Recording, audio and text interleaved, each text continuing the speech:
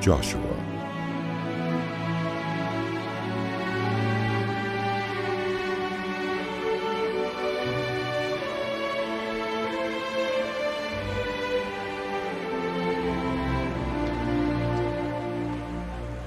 After the death of Moses, the servant of the Lord said to Joshua, son of Nun, Moses' aide, Moses, my servant, is dead. Now then, you and all these people get ready to cross the Jordan River into the land I am about to give to them, to the Israelites. I will give you every place where you set your foot. As I promised Moses, your territory will extend from the desert to Lebanon, and from the great river, the Euphrates, all the Hittite country to the Mediterranean Sea in the west. No one will be able to stand against you all the days of your life. As I was with Moses, so I will be with you. I will never leave you nor forsake you. Be strong and courageous, because you will lead these people to inherit the land I swore to their ancestors to give them. Be strong and very courageous. Be careful to obey all the law my servant Moses gave you. Do not turn from it to the right or to the left, that you may be successful wherever you go. Keep this book of the law always on your lips. Meditate on it day and night, so that you may be careful to do everything written in it. Then you will be prosperous and successful. Have I not commanded you? Be strong and courageous. Do not be afraid. Do not be discouraged, for the Lord your God will be with you wherever you go. So Joshua ordered the officers of the people, Go through the camp and tell the people, get your provisions ready.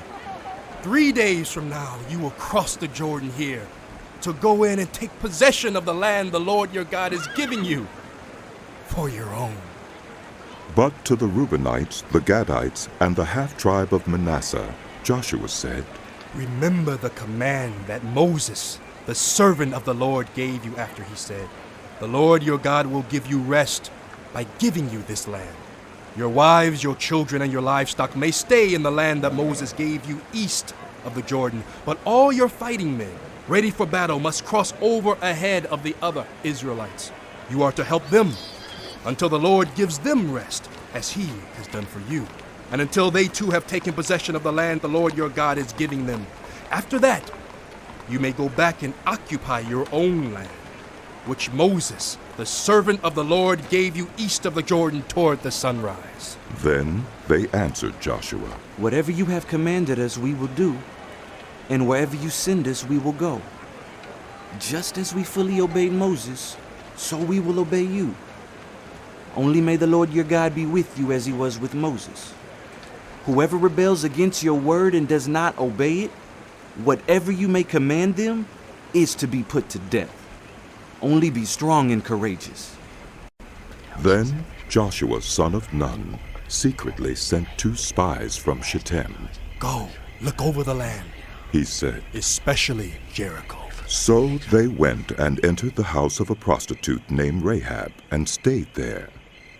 The king of Jericho was told, Look, some of the Israelites have come here tonight to spy out the land.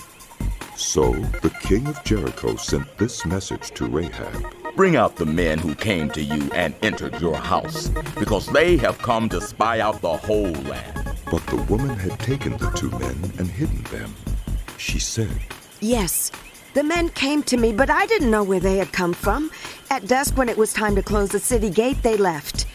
I don't know which way they went. Go after them quickly. You may catch up with them. But she had taken them up to the roof and hidden them under the stalks of flax she had laid out on the roof. So the men set out in pursuit of the spies on the road that leads to the fords of the Jordan. And as soon as the pursuers had gone out, the gate was shut. Before the spies lay down for the night, she went up on the roof and said to them, I know that the Lord has given this land to you, and that a great fear of you has fallen on us. so that all who live in this country are melting in fear because of you. We have heard how the Lord dried up the water of the Red Sea for you when you came out of Egypt, and what you did to Sihon and Og, the two kings of the Amorites east of the Jordan, whom you completely destroyed. When we heard of it, our hearts melted in fear, and everyone's courage failed because of you. For the Lord your God is God in heaven above and on the earth below. Now then, please swear to me by the Lord that you will show kindness to my family, because I have shown kindness to you. Give me a sure sign that you will spare the lives of my father and mother, my brothers and sisters, and all who belong to them, and that you will save us from death. Our lives for your lives. The men assured her. If you don't tell what we are doing, we will treat you kindly and faithfully when the Lord gives us the land. So she let them down by a rope through the window, for the house she lived in was part of the city wall. She said to them, Go to the hills, so the pursuers will not find you. Hide yourselves there 3 days until they return, and then go on your way. Now the men had said to her, This oath you made us swear will not be binding on us unless, when we enter the land, you have tied this scarlet cord in the window through which you let us down, and unless you have brought your father and mother, your brothers, and all your family into your house. If any of them go outside your house into the street, their blood will be on their own heads. We will not be responsible.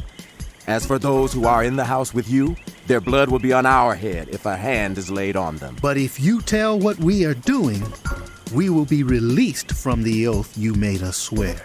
Agreed. she replied. Let it be as you say. So she sent them away, and they departed, and she tied the scarlet cord in the window. When they left, they went into the hills and stayed there 3 days, until the pursuers had searched all along the road and returned without finding them. Then the two men started back. They went down out of the hills, forded the river, and came to Joshua, son of Nun, and told him everything that had happened to them. They said to Joshua, The Lord has surely given the whole land into our hands. All the people are melting in fear because of us. Early in the morning, Joshua and all the Israelites set out from Shittim and went to the Jordan, where they camped before crossing over. After 3 days, the officers went throughout the camp, giving orders to the people. When you see the ark of the covenant of the Lord your God, and the Levitical priests carrying it, you are to move out from your positions and follow it. Then you will know which way to go, since you have never been this way before. But keep a distance of about 2,000 cubits between you and the ark. Do not go near it. Joshua told the people, Consecrate yourselves, for tomorrow the Lord will do amazing things among you. Joshua said to the priests, Take up the Ark of the Covenant and pass on ahead of the people. So they took it up and went ahead of them. And the Lord said to Joshua, Today I will begin to exalt you in the eyes of all Israel, so they may know that I am with you, as I was with Moses. Tell the priests who carry the Ark of the Covenant, when you reach the edge of the Jordan's waters, go and stand in the river. Joshua said to the Israelites, Come here and listen to the words of the Lord your God. This is how you will know that the living God is among you, and that he will certainly drive out before you the Canaanites, Hittites, Hivites, Perizzites, Girgashites, Amorites, and Jebusites. See, the ark of the covenant of the Lord of all the earth will go into the Jordan ahead of you. Now then, choose 12 men from the tribes of Israel, one from each tribe. And as soon as the priests who carry the ark of the Lord of all the earth, set foot in the Jordan, its waters flowing downstream will be cut off and stand up in a heap. So when the people broke camp to cross the Jordan, the priests carrying the Ark of the Covenant went ahead of them. Now the Jordan is at flood stage all during harvest, yet As soon as the priests who carried the ark reached the Jordan and their feet touched the water's edge, the water from upstream stopped flowing. It piled up in a heap a great distance away at a town called Adam in the vicinity of Zarethan, while the water flowing down to the Sea of the Arabah, that is the Dead Sea, was completely cut off. So the people crossed over opposite Jericho. The priests who carried the Ark of the Covenant of the Lord stopped in the middle of the Jordan and stood on dry ground, while all Israel passed by until the whole nation had completed the crossing on dry ground. When the whole nation had finished crossing the Jordan, the Lord said to Joshua, Choose 12 men from among the people, one from each tribe, and tell them to take up 12 stones from the middle of the Jordan, from right where the priests are standing, and carry them over with you, and put them down at the place where you stay tonight. So Joshua called together the 12 men he had appointed from the Israelites, one from each tribe, and said to them, Go over before the ark of the Lord your God into the middle of the Jordan. Each of you is to take up a stone on his shoulder, according to the number of the tribes of the Israelites, to serve as a sign among you. In the future, when your children ask you, What do these stones mean? Tell them that the flow of the Jordan was cut off before the ark of the covenant of the Lord. When it crossed the Jordan, the waters of the Jordan were cut off. These stones are to be a memorial to the people of Israel forever. So the Israelites did as Joshua commanded them. They took 12 stones from the middle of the Jordan, according to the number of the tribes of the Israelites, as the Lord had told Joshua, and they carried them over with them to their camp, where they put them down. Joshua set up the 12 stones that had been in the middle of the Jordan at the spot where the priests who carried the Ark of the Covenant had stood, and they are there to this day.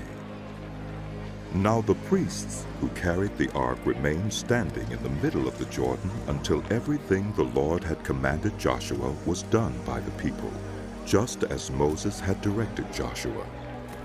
The people hurried over, and as soon as all of them had crossed, the ark of the Lord and the priests came to the other side while the people watched. The men of Reuben, Gad, and the half-tribe of Manasseh crossed over, ready for battle in front of the Israelites, as Moses had directed them. About 40,000 armed for battle crossed over before the Lord to the plains of Jericho for war. That day the Lord exalted Joshua in the sight of all Israel, and they stood in awe of him all the days of his life, just as they had stood in awe of Moses. Then the Lord said to Joshua, Command the priests carrying the Ark of the Covenant law to come up out of the Jordan. So Joshua commanded the priests. Come up out of the Jordan.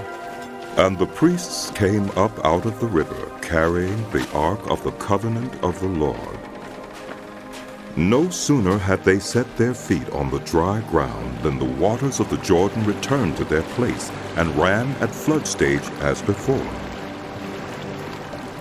On the 10th day of the first month, the people went up from the Jordan and camped at Gilgal on the eastern border of Jericho.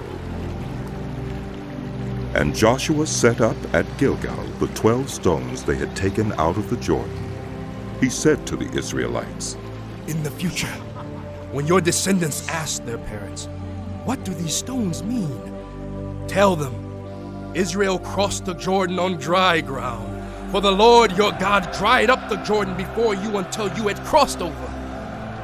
The Lord your God did to the Jordan what he had done to the Red Sea when he dried it up before us until we had crossed over. He did this so that all the peoples of the earth might know that the hand of the Lord is powerful, and so that you might always fear the Lord your God. Now when all the Amorite kings west of the Jordan and all the Canaanite kings along the coast heard how the Lord had dried up the Jordan before the Israelites until they had crossed over, their hearts melted in fear, and they no longer had the courage to face the Israelites.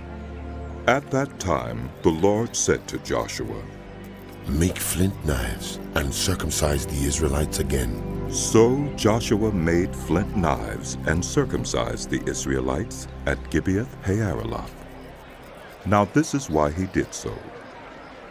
All those who came out of Egypt, all the men of military age, died in the wilderness on the way after leaving Egypt. All the people that came out had been circumcised, but all the people born in the wilderness during the journey from Egypt had not. The Israelites had moved about in the wilderness 40 years, until all the men who were of military age when they left Egypt had died, since they had not obeyed the Lord. For the Lord had sworn to them that they would not see the land that he had solemnly promised their ancestors to give us, a land flowing with milk and honey. So he raised up their sons in their place, and these were the ones Joshua circumcised. They were still uncircumcised because they had not been circumcised on the way. And after the whole nation had been circumcised, they remained where they were in camp until they were healed. Then the Lord said to Joshua, Today I have rolled away the reproach of Egypt from you. So the place has been called Gilgal to this day. On the evening of the 14th day of the month, while camped at Gilgal on the plains of Jericho, the Israelites celebrated the Passover. The day after the Passover, that very day, they ate some of the produce of the land, unleavened bread and roasted grain. The manna stopped the day after they ate this food from the land. There was no longer any manna for the Israelites, but that year they ate of the produce of Canaan. Now when Joshua was near Jericho, he looked up and saw a man standing in front of him with a drawn sword in his hand. Joshua went up to him and asked, Are you for us or for our enemies? Neither. He replied, But as commander of the army of the Lord, I have now come. My God. Then Joshua fell face down to the ground in reverence and asked him, What message does my Lord have for his servant? The commander of the Lord's army replied, Take off your sandals, for the place where you are standing is holy. And Joshua did so. Psalm 90, a prayer of Moses, the man of God. Lord, you have been our dwelling place throughout all generations. Before the mountains were born, or you brought forth the whole world from everlasting to everlasting, you are God. You turn people back to dust, saying, Return to dust, you mortals. 1,000 years in your sight are like a day that is just gone by, or like a watch in the night. Yet you sweep people away in the sleep of death. They are like the new grass of the morning. In the morning it springs up new, but by evening it is dry and withered. We are consumed by your anger and terrified by your indignation. You have set our iniquities before you, our secret sins in the light of your presence. All our days pass away under your wrath. We finish our years with a moan. Our days may come to 70 years or 80 if our strength endures, yet the best of them are but trouble and sorrow, for they quickly pass and we fly away. If only we knew the power of your anger. Your wrath is as great as the fear that is your due. Teach us to number our days that we may gain a heart of wisdom. Relent, Lord. How long will it be? Have compassion on your servants. Satisfy us in the morning with your unfailing love, that we may sing for joy and be glad all our days. Make us glad for as many days as you have afflicted us, for as many years as we have seen trouble.